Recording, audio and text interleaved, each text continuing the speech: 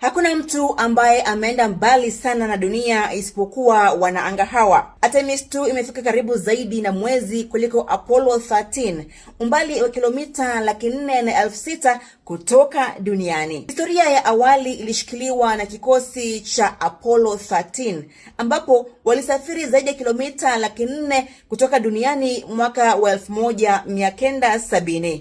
Kikosi cha Artemis 2 kina wananga wanne ndani ya chombo cha Orion: Reid Wiseman, Victor Glover, Christina Koch na Jeremy Hansen wa Canada. Wameshuhudia nini huko? Wananga hao walishuhudia kupatwa kwa jua au solar eclipse. Pia walisema waliona kreta 2 mpya wakati wa misheni yao. Moja ilipewa jina Carol, mke wa kamanda Reid Wiseman aliyefariki kwa saratani mwaka 2020, huku nyingine ikipewa jina la Integrity, chombo cha anga kilichowasaidia kufika karibu na mwezi. Tangu kwenda angani, kikosi hicho kimekuwa kikiwasiliana mara kwa mara na kituo kinachoendesha misheni hiyo huko mjini Houston, Texas.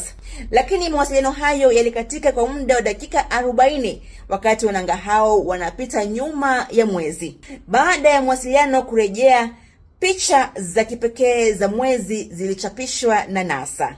Tofauti na kikosi cha Apollo, kikosi cha Artemis kina vifaa vya kisasa zaidi vya kamera za kidijitali. Wana kamera 3 za Nikon zenye uwezo wa kuchukua picha ya mwezi mzima pamoja na maelezo mengine. Pia wana kamera ya Z9 inayotoa picha kama jicho la binadamu linavyoona. Pia wana kamera ya GoPro ambayo inatumika kurekodi matukio tofauti. Unachopaswa kufahamu ni kwamba Artemis 2 haikutua kwenye mwezi. Lengo la misheni hii ilikuwa ni maandalizi tu.